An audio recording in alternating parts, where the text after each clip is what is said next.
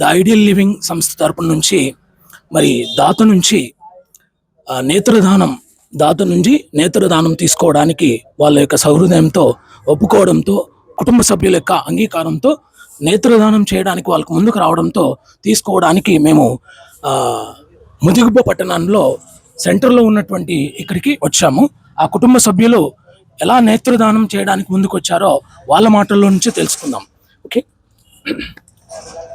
Madam, మీకు నేత్రదానం ఇవ్వాలని మీకు ఎలా అనిపించింది? ఇది ఐస్ డొనేట్ చేస్తే ఇంకొకరికి లైఫ్ ఇచ్చినట్టు ఉంటుంది అనేసి మా నాన్నగారికి కానీ ఇట్లే డొనేట్ చేశాము. అందుకే మా మామయ్యకి కానీ డొనేట్ చేయాలనేసి మేము డొనేట్ చేసాము. ఈ విధంగా నేత్రదానం చేయడానికి ముందుకు రావడం చాలా గొప్ప విషయం అండి. ఇప్పుడు చాలా మంది ఇలాంటి వాటికి అంగీకరించడం లేదు.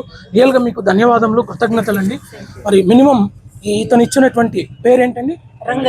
రంగయ్య గారు ఇచ్చినటువంటి ఈ కళ్ళు 2 నుంచి 6 మందికి ఉపయోగపడే విధంగా మరి అవకాశం ఉంటుందని నేను తెలియజేసుకుంటాను.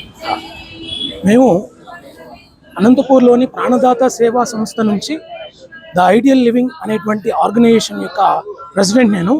ఆ సంస్థ తరఫున ఇక్కడికి విచ్చేశాను. ముఖ్యంగా మేము 2006 నుంచి రక్తదానము, నేత్రదానము, గోమాత సేవ, అన్నదానము, మరి ప్రకృతి సంరక్షణ ఇలాంటి వాటి సేవా కార్యక్రమాలు చేస్తూ ఉంటాము.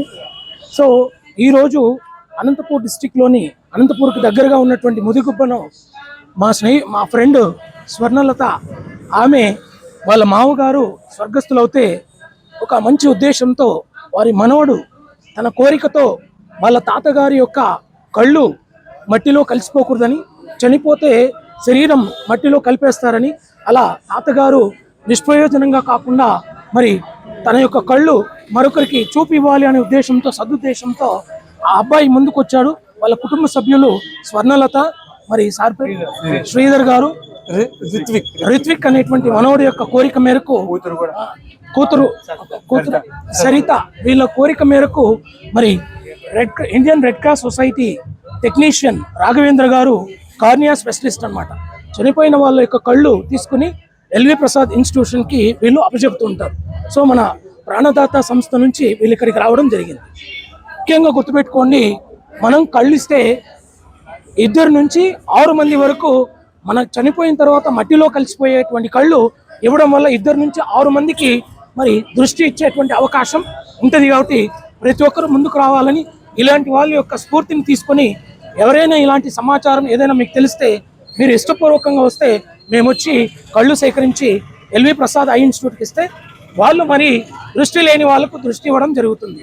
నా విన్నపం ఏంటంటే, మీరు మూఢనమ్మకాలను వదిలేసి మరి ఖచ్చితంగా ముందుకు వస్తే మనం ఎంతో ఇంత దృష్టి లేని వాళ్ళకు మనం చూపునిచ్చేటువంటి అవకాశం భగవంతునిలాగా ఆ భగవంతుడు ఇచ్చినటువంటి కళ్ళను మరో జన్మకు వచ్చే అవకాశం ఉంటుందని కోరుకుంటూ మీ అందరికీ చాలా కృతజ్ఞతలు. ముఖ్యంగా కుటుంబ సభ్యులకి మంచి ఉద్దేశంతో కూడుకున్నటువంటి ఈ అబ్బాయి మనవడికి చాలా చాలా కృతజ్ఞతలు అండి. నువ్వు చెప్పు. నేను మా తాతగారు చనిపోయాక ఈ కళ్ళు దానం చేశాను. వీళ్ళు వెంటనే వచ్చి స్పందించారు. వీళ్ళకి కూడా నేను థ్యాంక్స్ చెప్తున్నాను. నాలాగా మీరు కూడా ఇన్స్పైర్ అయ్యి వేరే వాళ్ళకి కూడా కన్ను దానం చేస్తే వేరే వాళ్ళకి, కంటి లేని వాళ్ళకి చూపు వస్తుందని నేను మీకు చెప్తాను.